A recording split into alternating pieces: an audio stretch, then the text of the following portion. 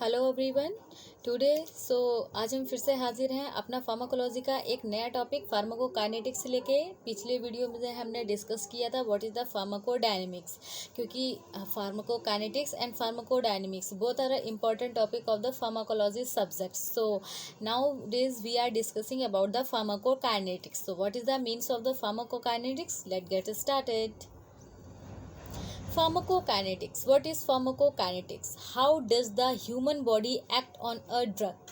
Pharmacokinetics मतलब होता है मूवमेंट ऑफ अ ड्रग, यानी कि जो भी ड्रग हम अपनी बॉडी में ले रहे हैं, एडमिनिस्ट्रेट कर रहे हैं, वो हमारी बॉडी में किस किस प्रोसेस से होकर गुजरती है, यानी कि हमारी जो ह्यूमन बॉडी है वो हमारी ड्रग पे क्या इफ़ेक्ट देती है।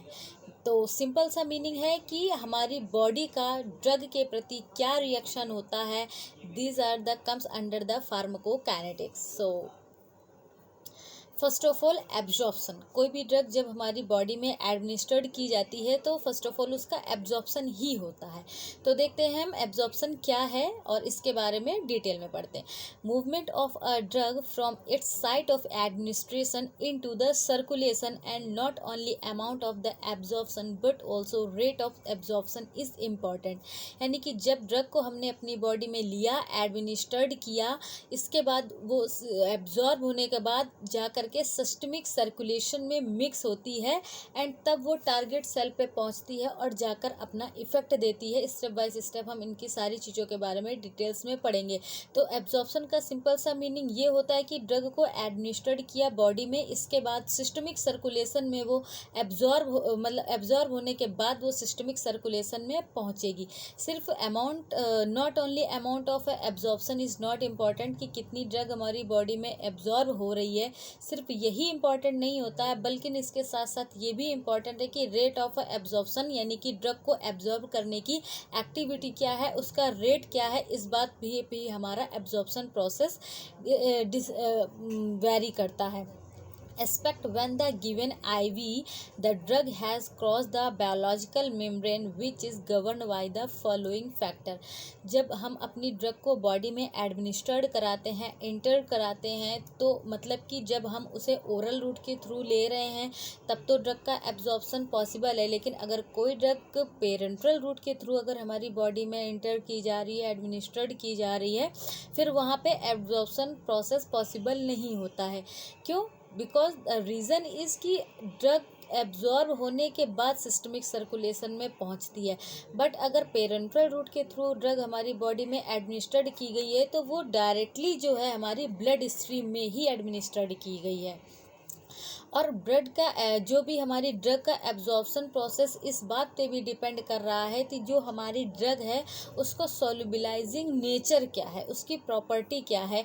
तो वो एक्वस सॉल्युबल ड्रग है, उसका कंसंट्रेशन क्या है, एरिया ऑफ एब्जॉर्बिंग सरफेस, ज़्यादा सरफेस एरिया मिलेगा तो ड्रग हमारी जल्दी और अच्छे से एब्जॉर्ब होगी. Vascularity and absorbing surface area and route of administration is also depend upon the absorption. तो ये हमारी थी एब्जॉर्प्शन के बारे में कि एब्जॉर्प्शन क्या है, कैसे होता है और कौन कौन से वो फैक्टर्स हैं जो कि हमारे एब्जॉर्प्शन के प्रोसेस के लिए रिक्वायर्ड होते हैं या ज़रूरी होते हैं. सो अब हम देखते हैं distribution. What is the distribution? Blood हमारी बॉडी में आई, एडमिनिस्ट्रेड हुई, एब्जॉर्ब हुई, सिस्टमिक सर्कुलेशन में पहुंची. अब इसके बाद स्टार्ट होता है वहाँ से हमारे डिस्ट्रीब्यूशन का process. Once the drug has gained access to the blood and get distributed to the other tissue. Blood systemic circulation में मूवमेंट के थ्रू सिस्टमिक सर्कुलेशन में मिक्स होने के बाद वो पूरी होल बॉडी में ट्रैवल करती है एंड ट्रैवल करने के बाद ही ड्रग का हमारी होल बॉडी में डिस्ट्रीब्यूशन होता है. और इसके बाद ही जो ड्रग है हमारी वो हमारी टारगेट सेल या स्पेशलाइज्ड सेल या जहाँ पे हमें अपनी ड्रग के ट्रीटमेंट करना है वहाँ पे सिस्टमिक सर्कुलेशन के थ्रू हमारी सिस्टमिक सर्कुलेशन में डिस्ट्रीब्यूशन के थ्रू हमारी जो ब्लड के थ्रू ड्रग पहुँचेगी और तब जाके वो अपना फार्माकोलॉजिकल एक्शन हमारे बॉडी में शो करेगी. तो डिस्ट्रीब्यूशन भी कुछ प्रोसेस या कुछ फैक्टर्स पे डिपेंड करता है कि ड्रग की सॉल्युबलाइजिंग नेचर क्या है, ड्रग एसिडिक सॉल्युबल है, लिपिड सॉल्युबल है या फिर वो वाटर सॉल्युबल है। तो solubilising nature of the drug is also important for the absorption and distribution also. Ionisation and physiological pH drug का क्या है, extent of the binding of the plasma यानी कि ड्रग की जो बाइंडिंग प्रॉपर्टी है वो किसके साथ ज़्यादा कंपैटिबल है या ज़्यादा अच्छी है, टिश्यू, प्रोटीन, फैट या different regional of the blood flow, क्योंकि distribution of the drug blood flow पर भी डिपेंड करता है कि हमारा ब्लड फ्लो है जो वो किस कंडीशन में है। तो जितना अच्छा सा हमारा ब्लड फ्लो होगा उतनी ही अच्छी से ब्लड का सिस्टमिक सर्कुलेशन में डिजॉल्व होने के बाद उसका डिस्ट्रीब्यूशन भी अच्छे से होगा, उसका मूवमेंट ऑफ द जो हमारी ड्रग का है वो भी अच्छे से होगा। और कुछ डिजीजेस हैं जैसे कि CHF यानी कार्डियक हार्ट फेल्योर या यूरेनियम एंड सिरोसिस की कंडीशन भी। अब हम देखते हैं metabolism.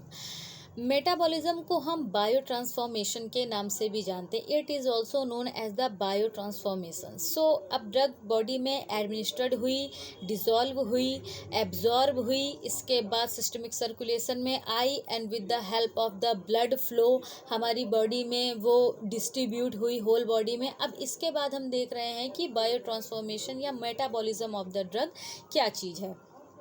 So chemical alteration in a body and causes the loss of biological activity and therapy accession via a renal route increases the hydrophilicity। यानी कि जब हमारी बॉडी केमिकल्स रिलीज करती तो जब हमारी बॉडी में ड्रग अपने केमिकल्स को रिलीज करती है तो उनका एक ऑल्ट्रेशन होता है हमारी बॉडी में, वो अपने कुछ चेंजेस शो करती हैं हमारी बॉडी में। अब जब एब्जॉर्प्शन, डिस्ट्रीब्यूशन हो गया, मेटाबॉलिज्म हो गया, उसने अपना केमिकल अल्ट्रेशन हमारी बॉडी में दिखाया, हमारी बॉडी ने उसके साथ रिएक्ट किया जा करके, और फिर जो आखिरी में जो remaining part of the drug होता है with the help of the renal route हमारी बॉडी से एक्सक्रीट आउट हो जाता है, एलिमिनेट हो जाता है, जो कि हमारी बॉडी को नीड नहीं होती है, बॉडी उसे शरीर से बाहर फेंक देती है। Primary site of the absorption, जो हमारे एब्जॉर्प्शन के लिए जो हमारे लीवर रिस्पॉन्सिबल होते हैं, जो प्राइमरी हैं, लीवर में हमारी ड्रग का मेटाबॉलिज्म होता है, मेटाबोलाइज होता है, किडनी में हो सकता है, इंटेस्टाइन में, एंड लंग्स एंड प्लाज्मा भी कुछ कंडीशन में हमारे मेटाबॉलिज्म के प्रोसेस के लिए इंपॉर्टेंट ऑर्गन्स होते हैं। But basically liver and kidney, intestine, these are the हमारी जो ड्रग्स के मेटाबॉलिज्म के लिए रिस्पॉन्सिबल ऑर्गन्स होते हैं। एक्सक्रीशन क्या होता है? एक्सक्रीशन हम किसे बोलते हैं? ड्रग का एडमिनिस्ट्रेड हुई, इसके बाद एब्जॉर्प्शन हुआ, एब्जॉर्प्शन होने के बाद सिस्टमेटिक सर्कुलेशन में आना, डिजॉल्व होना, डिस्ट्रीब्यूट होना, मेटाबॉलिज्म होने के बाद अब एक्सक्रीशन का मतलब क्या हुआ जा करके? ड्रग ने अपना पूरा एक्शन हमारी बॉडी में शो कर दिया, अपना पूरा फार्माकोलॉजिकल एक्शन दिखा दिया, हमारी बॉडी ने ड्रग के साथ कैसा बिहेव किया, उसकी क्या नेचर्स रहीं, क्या प्रॉपर्टीज़ रहीं। आफ्टर दैट जो remaining part of the drug का है, जो वेस्ट है, जिसको हमारी बॉडी की अब नीड नहीं है, तो वो जो रिमेनिंग पार्ट होता है, pass out of a systematically absorb drug in excreted, जो हमारी वेस्ट है वो अब हमारी बॉडी से रिमूव आउट हो जाएगा with the help of excretion process. So excretion process के भी कुछ पार्ट्स हैं कि किस किस जरिए जो हमारी वेस्ट है वो हमारी बॉडी से एक्सक्रीट आउट होगा, या हमारी बॉडी किस जरिए से हमारे अनवांटेड सब्सटेंस को बॉडी से रिमूव आउट कर देगी। तो जो remaining part of the drug है, with the help of the urination process, urination के प्रोसेस के जरिए एक्सक्रीशन पॉसिबल है। फीसेस के through, waste product of the body and faecal material के थ्रू भी बॉडी से वेस्ट को एक्सक्रीट आउट किया जा सकता है। एक्सहेल्ड एयर, जो हमारी एक्सहेल्ड एयर है उसके थ्रू भी हमारी जो अनएब्जॉर्ब्ड या unwanted part of the drug है वो एक्सक्रीट आउट हो सकता है, एलिमिनेट हमारी बॉडी कर देती है। सलाइवा एंड स्वेट ग्लैंड्स, जो हमारी बॉडी में सलाइवेशन एंड स्वेटिंग के प्रोसेस के जरिए भी हमारी अनवांटेड ड्रग्स या अनवांटेड थिंग्स जो है वो बॉडी से एक्सक्रीट आउट हो जाती हैं, एलिमिनेट हो जाती हैं। एंड मिल्क, अब आपको पता है कि जो हमारे मदर्स होती हैं, न्यूली बॉर्न बेबी की मदर्स होती हैं, जो फीड कराती हैं, तो कहीं ना कहीं कुछ अमाउंट हमारे मिल्क ग्लैंड्स के थ्रू भी, फीड के जरिए भी हमारी बॉडी से एक्सक्रीट आउट हो जाता है या एलिमिनेट हो जाता है हमारी बॉडी से। This process is also known as the excretion process. अब एक चीज़ और भी इम्पॉर्टेंट है कि bioavailability of the drug क्या था। फार्माकोकाइनेटिक्स में तो हमने absorption, distribution, metabolism and excretion देख लिया। इसके साथ ही बायो अवेलेबिलिटी किसी भी ड्रग की क्या होती है, तो आइए अब हम ये जान लेते हैं कि what is the bio availability of a drug. Concept of the oral administration useful to compare the two different drug or the different doses form as the same drug, rate of the extent of absorption of a drug, fraction of administration drug and reaches the systemic circulation and unchanged form। Bio मतलब कि कोई भी drug अगर हमारी body में जा रही है तो वो अपना मेटाबॉलिज्म होने के बाद जो अपना एक्टिव कॉन्स्टिट्यूएंट रिलीज कर रही है, तो रूट ऑफ एडमिनिस्ट्रेशन भी काफ़ी इम्पोर्टेंट होता है किसी भी ड्रग को अपना एक्शन शो करने के लिए, कि किसी भी ड्रग को अगर हम उसको आईवी या पेरेंटल रूट के थ्रू ले रहे हैं तो वो अपना फार्माकोलॉजिकल इफेक्ट 100% देगी। पूरा मतलब वो अपना सिस्टमिक सर्कुलेशन में उसका पूरा का पूरा इफेक्ट आता है। बट अगर हम उसे किसी और रूट के थ्रू ले रहे हैं कंपैरेटिवली टू पेरेंटल, वो टैबलेट फॉर्म में हो, ओरल फॉर्म में हो या फिर ग्रैनुलर फॉर्म में है, तो वो अपना इतना अच्छा बायो अवेलेबिलिटी इफेक्ट नहीं दे सकती है, क्योंकि कुछ अमाउंट हमारा डिस्ट्रीब्यूशन के जरिए बॉडी में इतना एब्जॉर्ब पूरा 100% नहीं हो पाता है, रिमेनिंग पार्ट रह जाता है, और कुछ पार्ट हो सकता है कि डिस्ट्रीब्यूशन में हमारा बच जाए।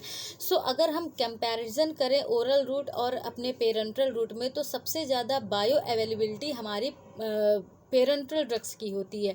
इसका मेन रीज़न ये भी होता है कि उसमें हमारे एब्जॉर्प्शन का प्रोसेस फुली तरीके से अवॉइड किया जाता है, और तब हमारी ड्रग बायो अवेलेबिलिटी कम दे पाती है। अगर हम पेरेंटल फॉर्म में किसी भी ड्रग को देते हैं तो वो ड्रग डायरेक्टली जाके हमारी ब्लड स्ट्रीम में मिक्स होती है, और ब्लड स्ट्रीम में जा कर के अपना पूरा अमाउंट जो है, पूरा फार्माकोलॉजिकल एक्शन सिस्टमिक सर्कुलेशन में प्रोड्यूस करती है। तो बायो अवेलेबिलिटी इस बात पर भी निर्भर करती है कि जो रूट ऑफ ड्रग एडमिनिस्ट्रेशन है वो क्या है। इनकम्प्लीटली अनएब्जॉर्ब्ड या एब्जॉर्ब भी हो सकती है, फर्स्ट पास मेटाबॉलिज्म का प्रोसेस भी हो सकता है, सबक्यूटेनियस आईएम या लोकल बाइंडिंग ड्रग की क्या है। सो अब हमने ये भी जान लिया कि बायो अवेलेबिलिटी ड्रग क्या है और कितनी इम्पोर्टेंट है किसी भी ड्रग के लिए। So today we are discussing about the So guys, today we are discussing about the pharmacokinetics. I hope you are understood well, and thank you class.